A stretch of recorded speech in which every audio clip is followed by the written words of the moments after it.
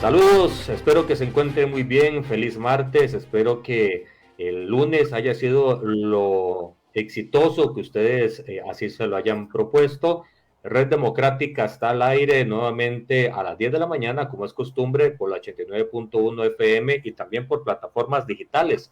Recuerden que estamos en Facebook y en Twitter, @CRC 89.1 Radio, y por supuesto en las de Red Democrática y en las personales de Jonathan Prendas y Francisco Prendas como directores de este espacio. El día de hoy les acompaña Jonathan Prendas y vamos a tener una entrevista de fondo que nos va a poner las barbas en remojo. Y yo espero que el llamado a la conciencia que se vaya a estar estableciendo sobre la realidad del país en este programa pues sirva para hacernos un autoexamen y al final de cuentas entre todos construir una ruta para poder fortalecer la Costa Rica que queremos y más aún la Costa Rica que queremos heredar.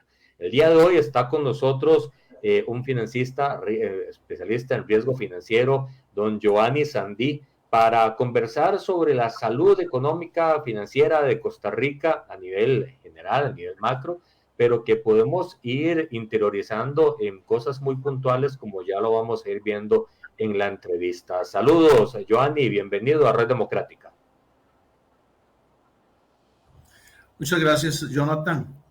Para mí es un gusto poder contribuir con esta filosofía que usted está liderando. Costa Rica necesita gente nueva, nuevas ideas y poner en contexto cómo estamos nosotros a nivel financiero y económico. Hay muchas oportunidades, sí, pero también muchos retos, sobre todo desde el punto de vista estructural, que va más allá de las cosas cotidianas que nosotros usualmente superamos. Así es, 55 minutos llenos de información, ya tenemos 3 minutos cursados y no dejemos pasar más tiempo, don Giovanni. Cuéntenos, según su visión, su expertise, su estudio de la data que usted tiene acceso, ¿cómo está la salud financiera de Costa Rica?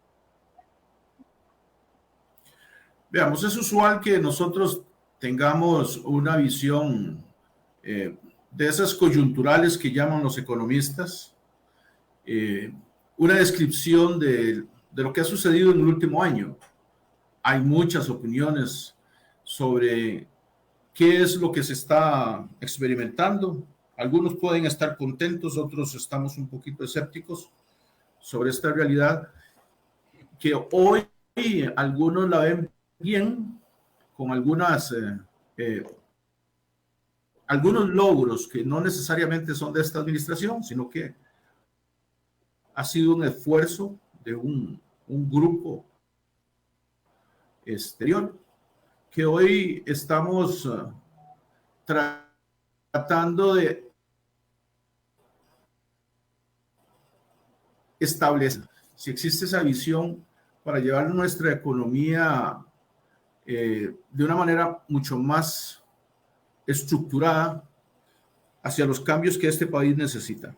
Tenemos problemas no solamente en el sector real, sino que ahorita con las decisiones del Banco Central ya hasta los intermediarios financieros de alguna manera están mostrando el dolor que implica que las autoridades monetarias usen las tasas de interés para contener una inflación que no es necesariamente creada a nivel local, sino que ha sido importada por eventos geopolíticos y fundamentalmente de otras regiones, no necesariamente de lo que aquí en el país localmente se está haciendo en materia de política monetaria y financiera.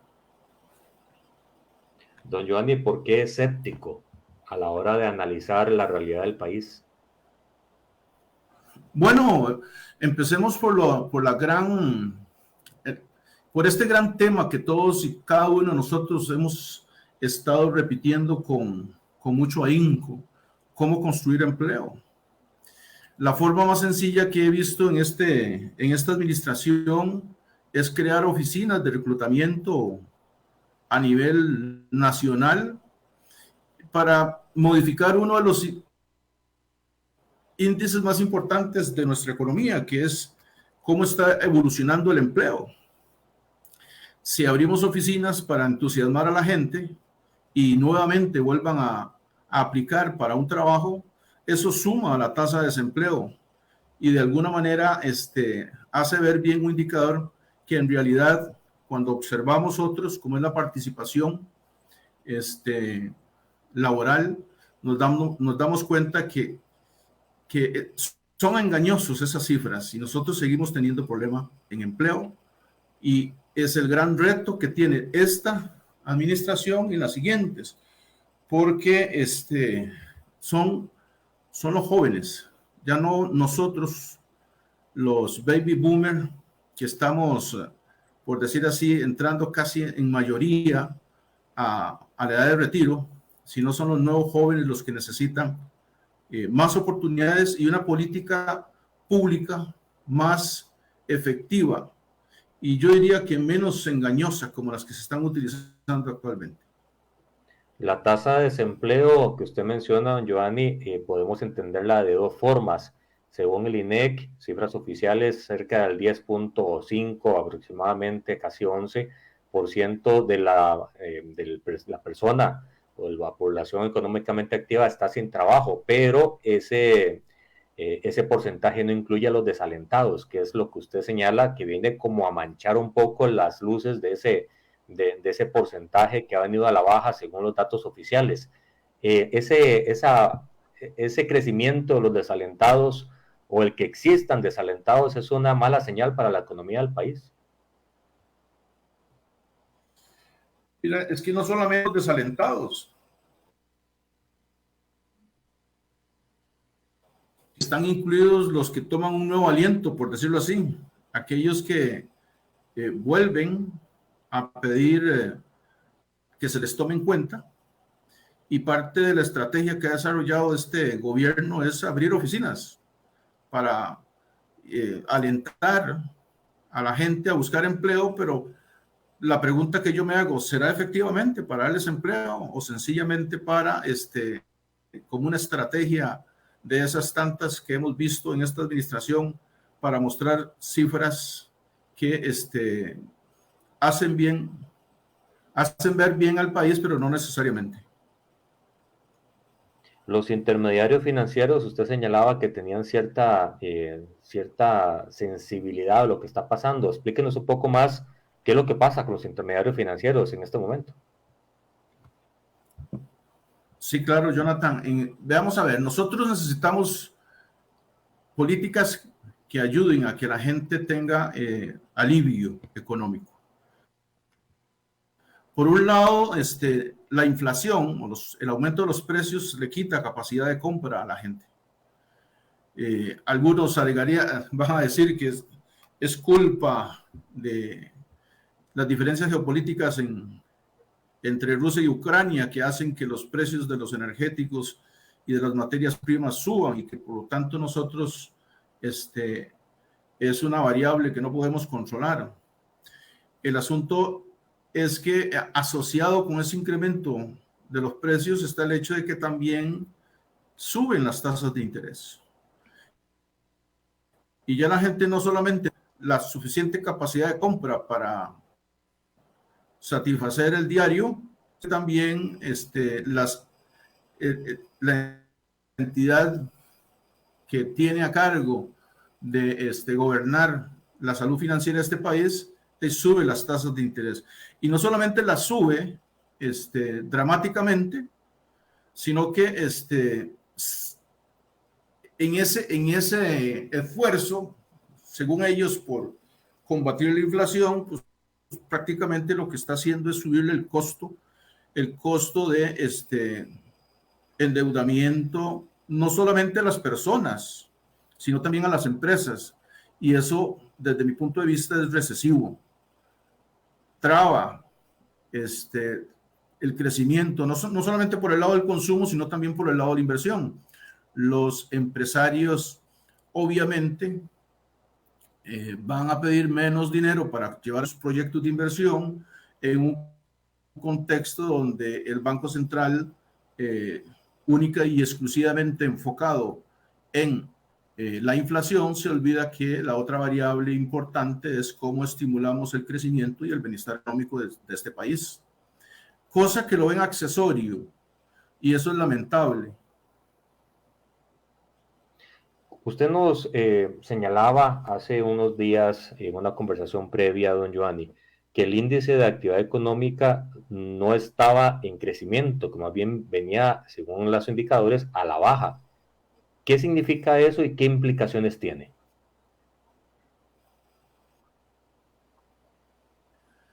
Veamos, cuando tenemos dos economías, una que supuestamente es boyante, pero que depende no del consumo interno, sino del consumo externo de los países en los cuales se satisface esa demanda, Estados Unidos, Europa, donde fuere. Tenemos una economía que no crece más, o sea, que crece menos del 2%, que es la economía local. Son las empresas del régimen definitivo que están siendo de alguna manera olvidadas y que necesitan no solamente el impulso que muchos defienden para el sector de régimen especial, sino que ya demos una vuelta y una mirada hacia las empresas costarricenses. Y eso en todo ámbito, no solamente desde el punto de vista político, de desarrollo de políticas públicas en esa dirección, sino también a nivel del mercado financiero. Nosotros somos un mercado frontera donde todo el mundo toma prestado de bancos y le presta al gobierno. Y nos estamos olvidando, por ejemplo, de lo importante que es el mercado de capitales para impulsar nuevas empresas, esas empresas que generan empleo a nivel local para impulsar el desarrollo.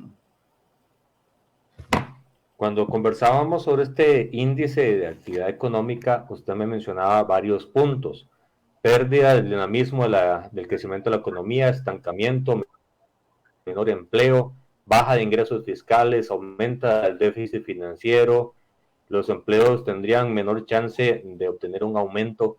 Eso es como que se estuviera ocasionando una tormenta perfecta a nivel financiero, una tormenta en la cual, viniendo de la pandemia, podría ser peligrosa, don Giovanni, según lo que usted nos indica. Sí, Jonathan, nosotros estamos ahorita recibiendo algunas cifras que lo que muestran es que con el tiempo van a ir debilitándose. Tenemos un presupuesto, un pronóstico de crecimiento que basa mucho ese crecimiento en el consumo, en la demanda, en tener inversión pública y privada. Pero cuando vemos en la parte política que todavía no hemos resuelto a quién le vamos a dar, por decir así, la venia para que siga el sector público, y por otro lado tenemos que quienes piden prestado no pueden porque las tasas de interés en estos momentos se vuelven inmanejables, ¿cómo entonces por dónde va realmente a manifestarse el crecimiento? Hay dudas desde mi perspectiva sobre si tendremos nosotros la habilidad para que los políticos se pongan de acuerdo y la inversión pública empiece a surgir, que es parte de los fundamentos que tiene el Banco Central, o parte de los elementos para crecer en el 2023 y 2024.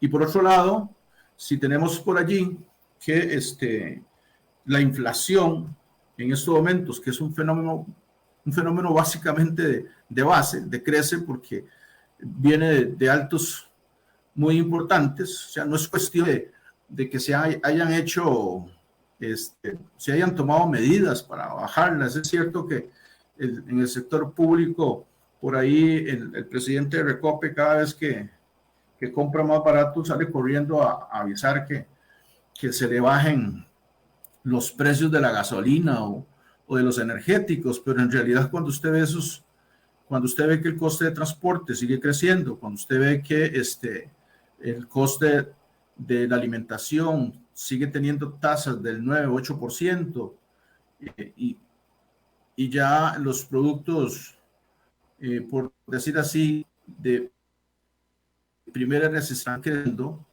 Eso le resta capacidad de consumo, capacidad de adquisición a nuestra gente. ¿Cómo obviar ese hecho? Siendo que la inflación, por ese efecto base, es transitoria, no es algo sostenible, y probablemente, cuidado si no, así como han estado anunciando bajas de tasas de interés, van a tener que empezar a subirlas muy pronto. Y si los es más que la afectados, política de ellos es luchar contra la inflación. los más afectados En en este ese caso sentido somos, como son los que siempre, menos los de a tienen. pie. Son los de a pie, son los que, es que aquí el discurso complicado que siempre hemos escuchado de políticos y de gestores en la parte de la política, es que todo lo hacemos por ellos. Caramba, si todo lo hacemos por ellos, ¿por qué entonces los golpeamos? Yo no entiendo esa filosofía de decir estoy luchando por los más necesitados cuando le subo las tasas de interés, le subo, no logro conseguirles empleo, no logro generar alivio ante circunstancias que, si bien hay algo que hay que achacarle al Banco Central, es que ha sido mesurado con no permitir que los agregados monetarios crezcan mucho. Pero el asunto es que al final el discurso de los pobrecitos, terminamos entonces más bien afectándolos. Ese es un discurso complicadísimo, pero no es un campo en el cual me sienta muy bien como para discutirlo. El asunto es que todos esos elementos que hemos conversado pues ayudan a que usted sea un poco escéptico sobre las cifras económicas y sobre esos indicadores que en general, como decíamos, si lo vemos por el empleo, tienen cierto engaño. Si lo vemos por el lado de la inflación, es algo transitorio, y cuidado si no, podríamos estar teniendo un efecto de segunda ronda, y que el mismo Banco Central en sus pronósticos resulte que en efecto se le cumplan esas pronósticos de que la inflación en realidad al final se estabilice hasta el 2024. Pero ahí entramos otra vez en otros problemas, porque ya en el 2024, si no hay inversión, si no hay generación de empleo, yo diría entonces cuál va a ser la labor que los señores que están en el gobierno podrían estar implementando para que en nuestro país, por lo menos transitoriamente y en esta poca época que les resta por gobernar, en realidad tengan para nosotros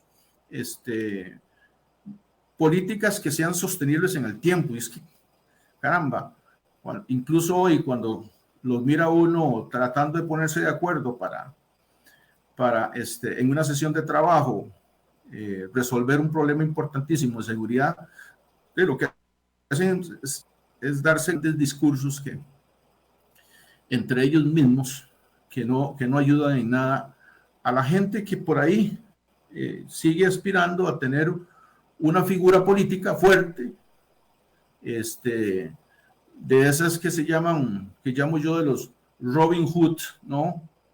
Que al final en realidad lo que nos tienen a nosotros es confundidos, llenos de añoranzas, pero nada de medidas realmente concretas. Don Giovanni, si todo sigue como está planteado y como la pintura se está observando, ¿cuál sería el futuro inmediato y no tan inmediato de los de a pie que usted señala?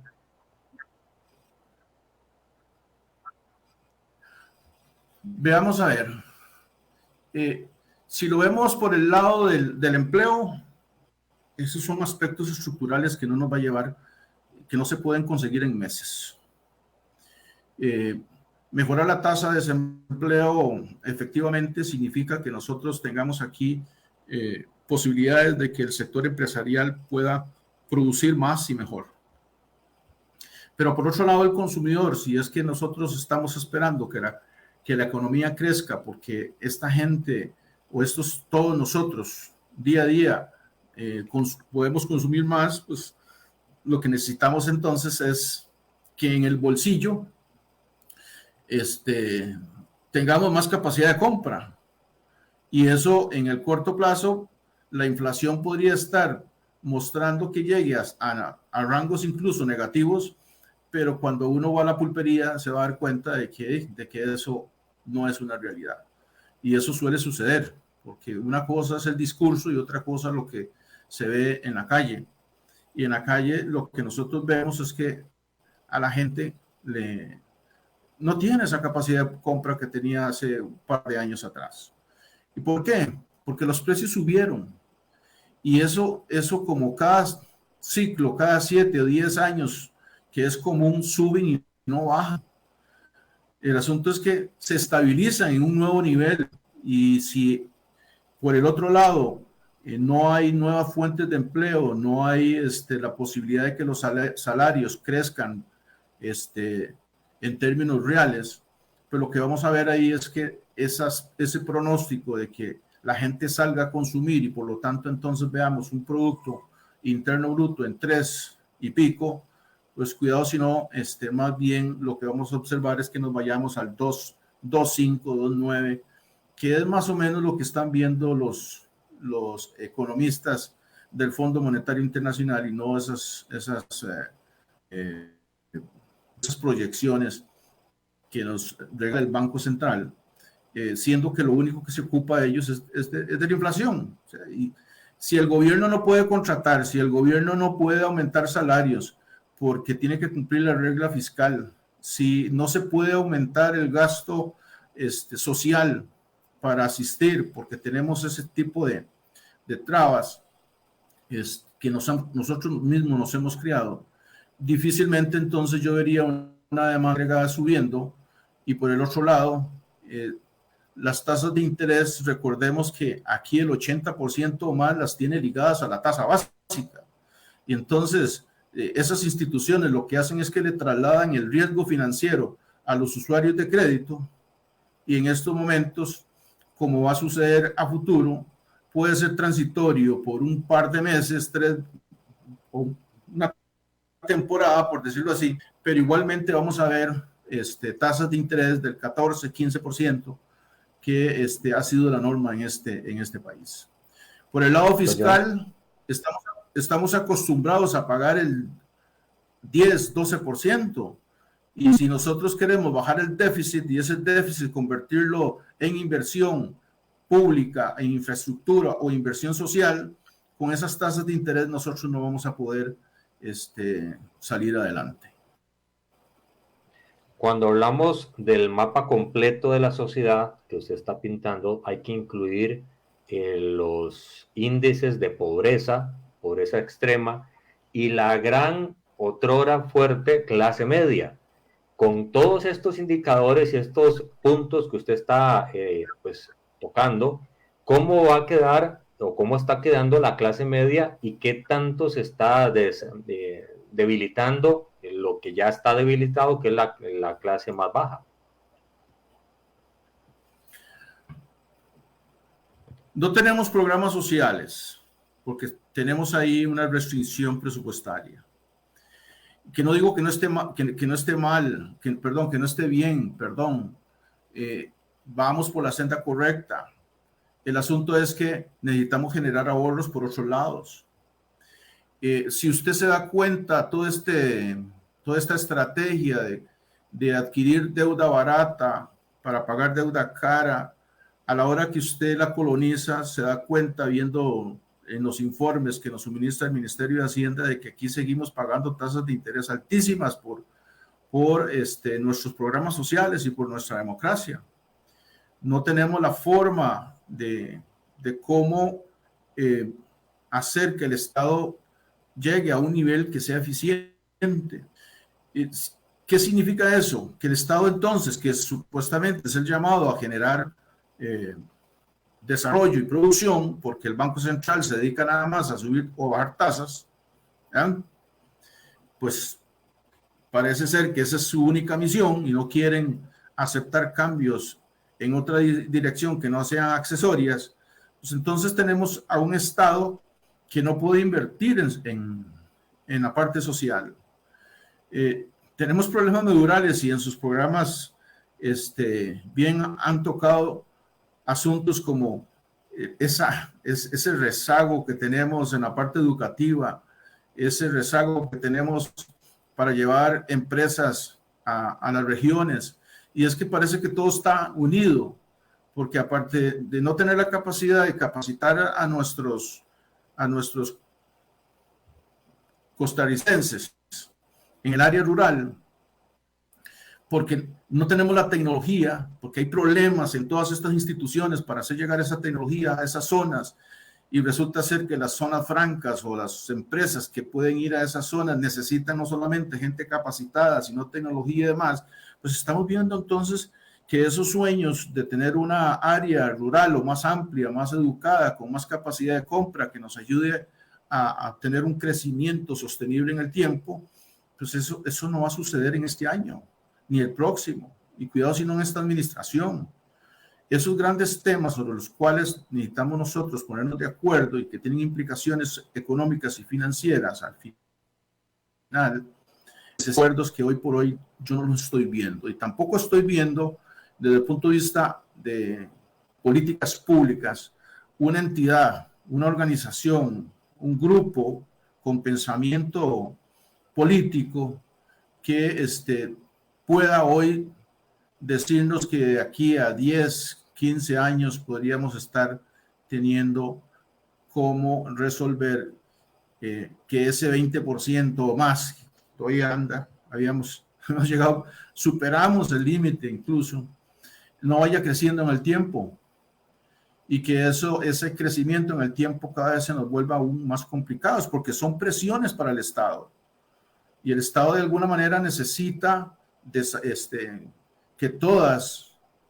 las partes medulares, el sector real, el sector monetario, la gente que está pensando en el exterior, tenga la posibilidad de generar empleo, que es lo que necesita la gente, para efectos de realmente contribuir, o por lo menos generar la fuerza laboral y el desarrollo y el bienestar que todos hablamos en favor de los más vulnerables. En el sector financiero va a seguir ocurriendo lo mismo. En el sector financiero lo que tenemos ahí son bancos, y tenemos un sector, un mercado de capitales que sigue dependiendo del gobierno. Un mercado de capitales que no busca empresas, que no desarrolla empresas, que no promueve que el ahorro nacional, en lugar de irse a buscar, a financiar empresas americanas, inglesas o europeas, que ese dinero sirva para desarrollar a la pequeña, mediana y grande empresas, que son las que nosotros necesitamos como motor para que el crecimiento y el desarrollo y el bienestar realmente llegue a todas las zonas de nuestro país. La luz larga entonces está complicada, no está bien afinada, y la luz corta nos está debiendo. En el corto plazo, así como lo indicas, coincido, y en el largo plazo lo que viene a marcar la diferencia es que exista, o que por lo menos nos pongamos de acuerdo, Estado, empresas y instituciones financieras, a generar un proyecto país sostenible en el tiempo. Y cuando hablo de un país sostenible en el tiempo, y con todas estas toda esta nueva onda, o toda esta ola relacionada con la necesidad de que nosotros cumplamos con los compromisos que tenemos con la OCDE, mejorar desde el punto de vista de no tomar a los vulnerables como el argumento para subir tasas de interés, no lo recibo, o el argumento de los vulnerables para crear un contexto de jauja que realmente el país no está experimentando. Don Giovanni, hay una teoría de soluciones a problemas que dice que hay que pensar fuera de la caja. que pensar fuera de la caja es básicamente no pensar en las mismas respuestas y soluciones de siempre, sino ser creativos. ¿Usted cree que Costa Rica está pensando fuera de la caja o se está institucionalizando y acartonando tanto que le cuesta ver soluciones diferentes a las normales? Yo lo que estoy viendo en Costa Rica es que todas las fuerzas que tienen la capacidad para tomar las decisiones, no tienen la apertura para dejar sus diferencias y realmente sentarse a formar un proyecto país. Yo resiento mucho todas esas mesas de negociación y todas esas esfuerzos que al final lo que se convierten son en discursos políticos que nada bien le hacen al país. Lo que necesitamos es realmente que quienes tienen la capacidad de cambiar el rumbo de este país y que hoy por hoy lo estamos viviendo, esa lucha de quitar a los que estaban antes para poner a otros, pero que igualmente lo que están tratando es de tomar los puestos de mando de este país, no por los vulnerables, no por tratar de bajar la pobreza, sino para sentarse ellos por un buen tiempo y sacar a aquellos que no les permitieron en su momento de formar parte de lo que hoy por lo que ellos supuestamente luchan. Ese cambio de un rico por otro rico y que ese rico y por el otro rico venga y nos diga que los más vulnerables son su objetivo, no.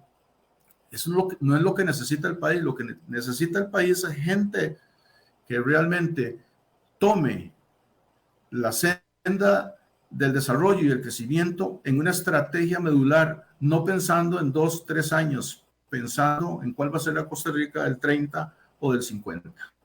Y para eso los vimos contar historias por años, los baby boomers, vamos de salida, y lo mejor que podemos hacer nosotros es, algunos, abrirle los ojos a los jóvenes que actualmente necesitan tomar el testigo para elegir una Costa Rica mucho más próspera dentro de este marco que hemos decidido, que es la democracia, una democracia capitalista, porque es definitivamente un capitalismo autoritario no va a ser el que va a surgir en el tiempo. Si yo le preguntara, don Giovanni, con eso que usted está diciendo, ¿qué balance en gestión de riesgo le ve usted al país a nivel general? ¿Cómo lo evaluaría? Sumando todo lo que usted está diciendo en una sola reflexión que puede extenderse lo que usted guste para hacerla. El país no tiene cultura de gestión de riesgo. Si tuviera cultura de gestión de riesgo, entonces una de las metas que debería conseguir o una de las metas que debería tener previstas, es decir, ¿qué hacemos nosotros para que la calificación de riesgo país pase de basura a grado de inversión? Los indicadores de Costa Rica, sociales, que nos ha costado un montón de plata, nos ha costado un endeudamiento del 60 al 70% del Producto Interno Bruto desde el 2010 a la fecha. O sea, en un decenio nosotros nos endeudamos supuestamente para prosperar. Y lo que hoy tenemos es más bien un país endeudado con una calificación pobre, porque todas las acciones que nosotros creemos que estamos haciendo, el resultado que vamos a tener es una mejor calificación. Y resulta ser que no. ¿Qué significa eso? Que si una mejor calificación de riesgo, sin una verdadera gestión económica, financiera, que nos lleve a que el Estado pague menos por su endeudamiento y cumpla con eso sus programas sociales sobre los cuales nos hemos comprometido, no queda más que esperar que esa gente que está esperando la ayuda de los que se encargan de las políticas públicas de este país dentro de 40 años igualmente estén fallándoles como nos fallaron esos que hoy están de salida hace 40 años atrás. Y volver otra vez a tener esos probablemente, es lógico que yo no voy a estar ahí, probablemente. Los ciclos ahora son más cortos, quizás. El asunto es que aquellos que hace 40 años tuvieron una década perdida, hoy estamos en las mismas circunstancias.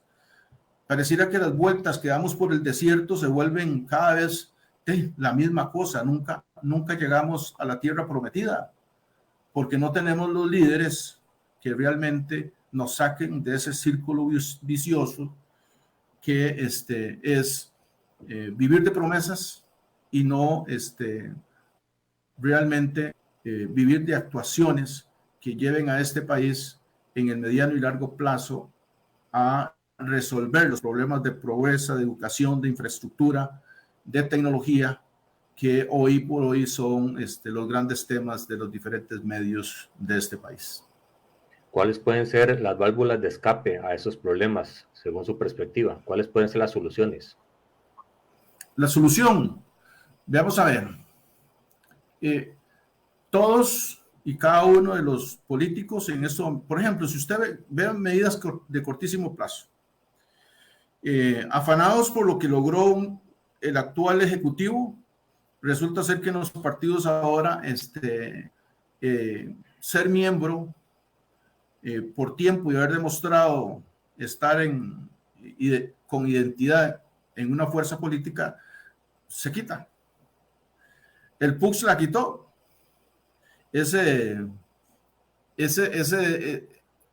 derecho de piso, por decirlo así, que muchos políticos que están haciendo carrera, jóvenes, pueden aspirar ahora. Resulta ser que cualquier persona que sencillamente se declare dentro de un partido político puede aspirar a ser presidente, puede aspirar a diputado, tenga o no identidad. Liberación anda por lo mismo, por decirlo así. Yo espero que los otros que están naciendo tengan una visión más propia. ¿En qué sentido? Que tengan una filosofía realmente de país para construir en el tiempo, no para llegar a gobernar por unos cuantos meses, que al final eso lo que único y exclusivamente agrega es a las vanidades que nosotros como individuos o como seres humanos usualmente tenemos. Pero eso no es tan fácil de que se resuelva de esa forma. Hay otras necesidades más financieras, más del Banco Central, más de gestión del Ministerio de Trabajo, incluso para poder gestar válvulas de escape y válvulas de fortalecimiento de la democracia como tal. Vamos a ver, todo eso, ¿quién lo crea? Los hombres, las personas. Y mientras las personas no tengan unidad y una visión compartida de lo que este país necesita, lo que van a estar siempre es en conflicto. Entonces, lo primero que nosotros necesitamos es gente que comparta visiones país comunes, que reúnan esfuerzos para que todas esas necesidades de gestión o de políticas públicas que se requieren en este país dejen de ser un plan de trabajo de 2-3 años, porque en el cuarto quiero afianzar que el que tengo en la cola sea presidente, o sea diputado, o sea ministro, sino que pensemos que nosotros como personas necesitamos ponernos de acuerdo en una idea común, no en ideas que básicamente suelen ser para unos cuantos meses. Multiplíquese 4 años por 12. O sea, 48 meses. Es muy poco para formar una visión país. Y eso se necesita creando, constituyendo o fortaleciendo las instituciones políticas de este país para crear bases fuertes y sólidas en el tiempo. Hoy por hoy, lo que tenemos son aspirantes, vanidades.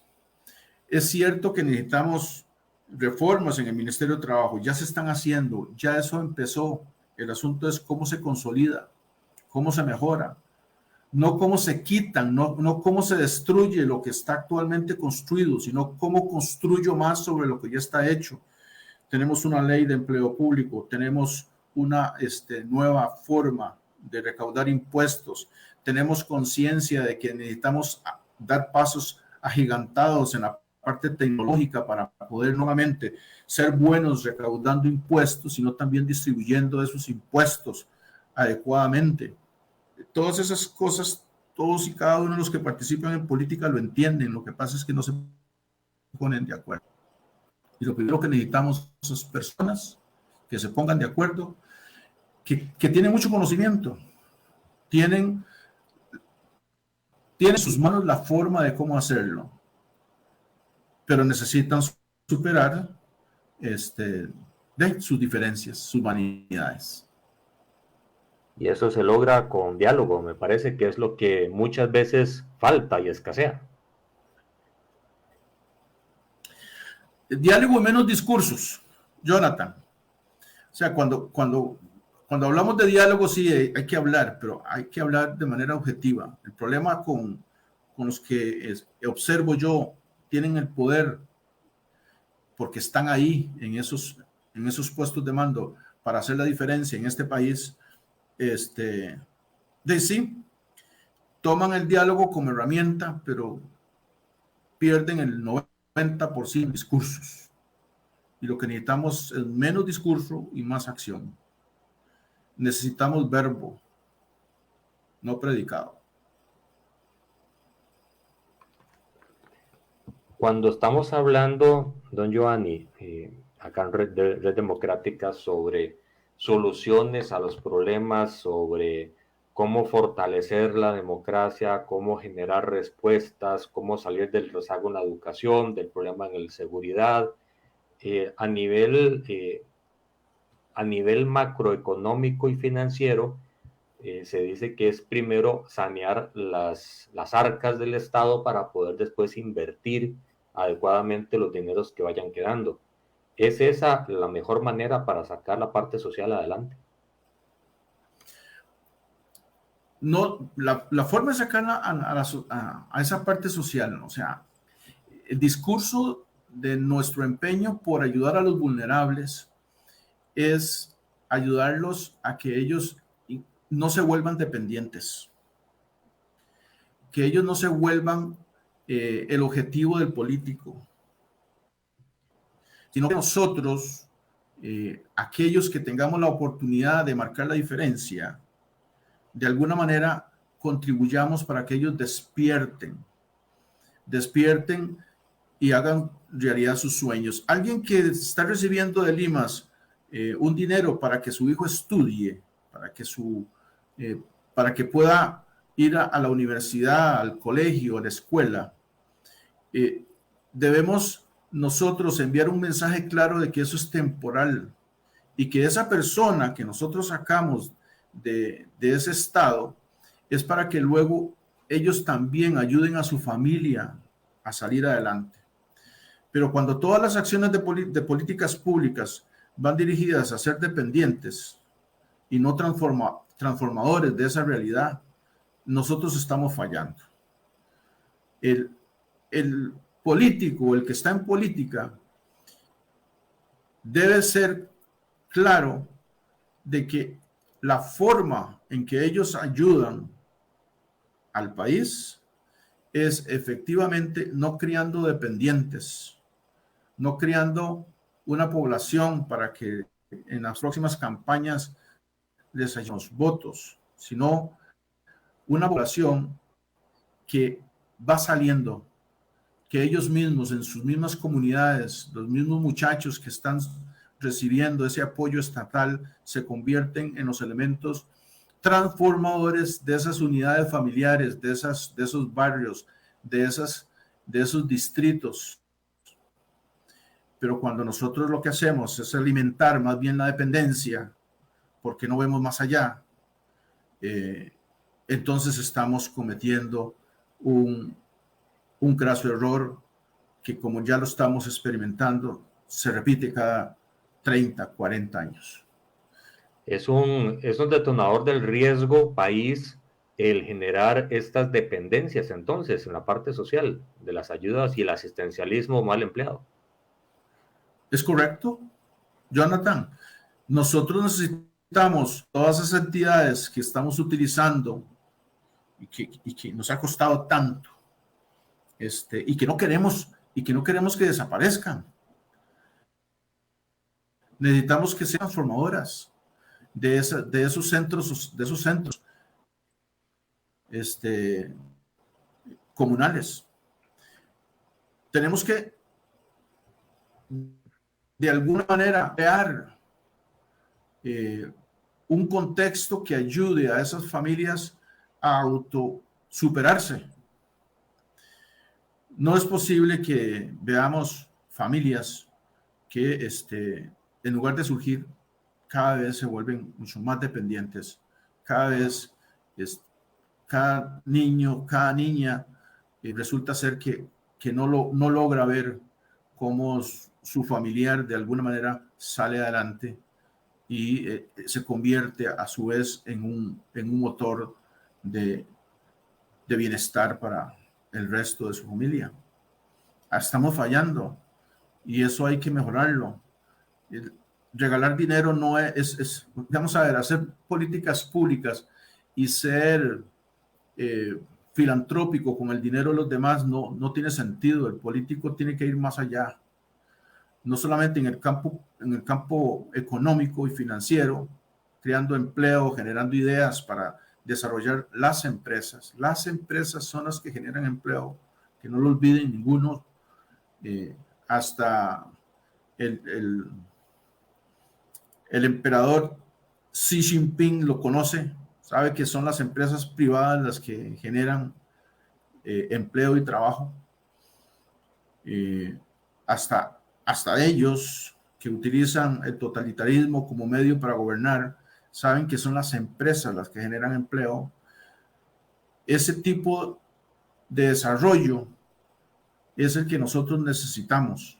La gente, si tiene hambre, actúa para sobrevivir, y sobrevivir trae consigo el caer en manos de personas que utilizan a otras por sus propias vanidades. Y el país no está para eso. Nosotros necesitamos, ahora que se está hablando de tecnología, de educación, de renovar toda la estrategia para llevar empleos al área rural y demás, complementarlos con gente que ve bien, que se siente bien ayudando a otros, creciendo con una filosofía clara.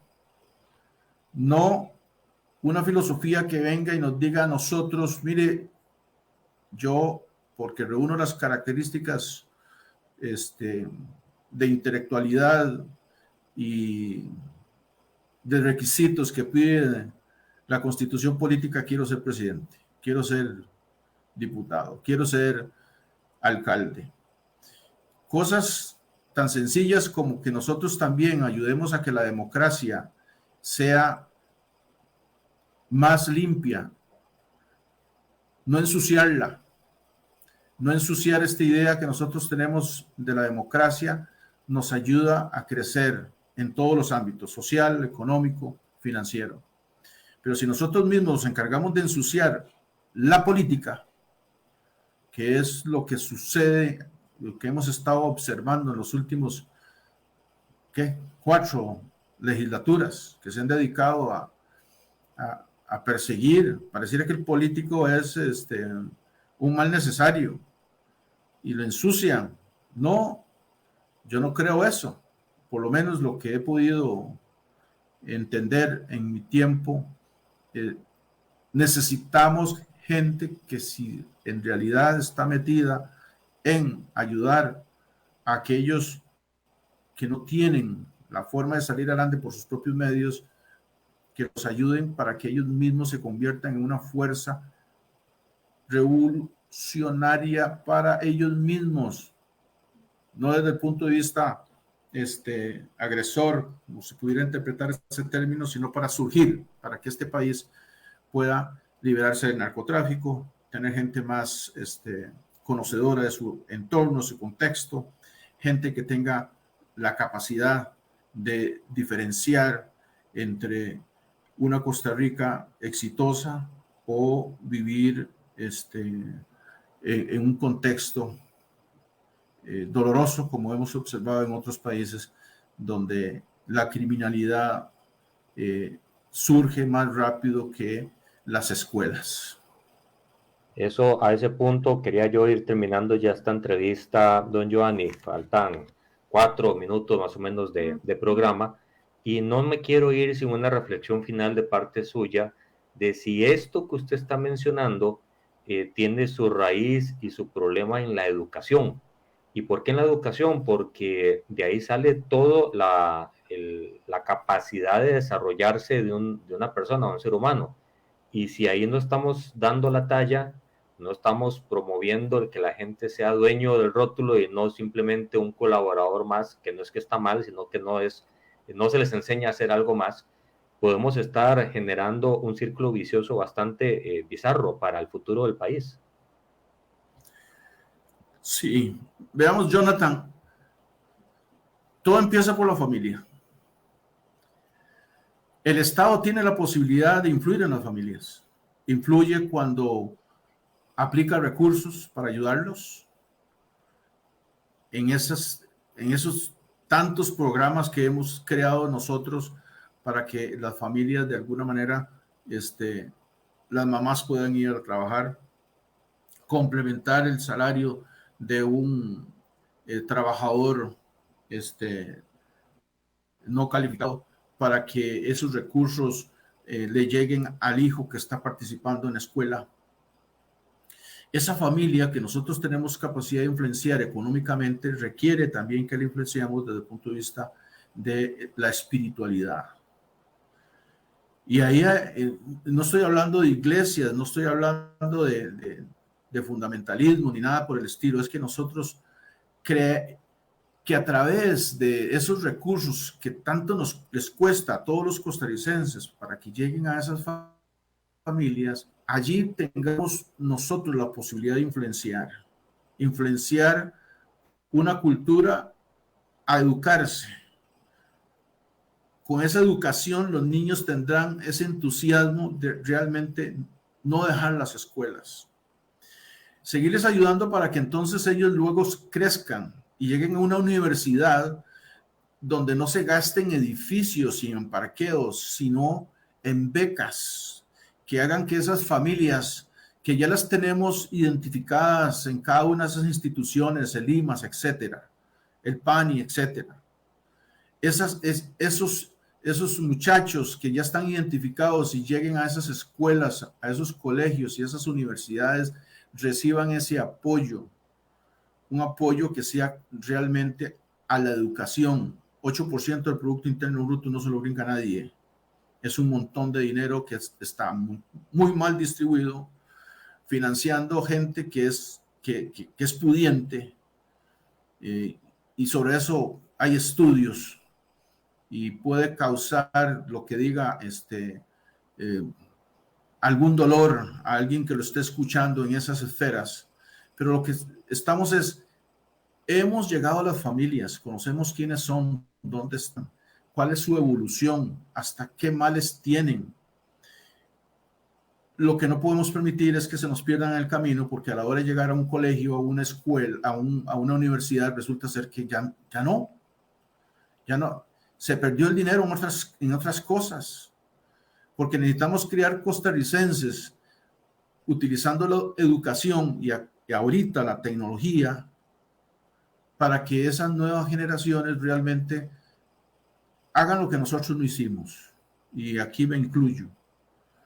Transformar este país para que no se vuelvan a repetir décadas como las que dicen ahora perdidas, sino que se conviertan en motores para que sean de décadas de desarrollo continuo y persistente para que este país supere a otras economías que hoy por hoy con poco nos superan, porque no logramos desde el punto de vista de filosofía política reunir un programa como el que le estoy mencionando para impulsar el verdadero desarrollo que haría que la pobreza extrema en este país se convierta en riqueza en los próximos 10, 30 años.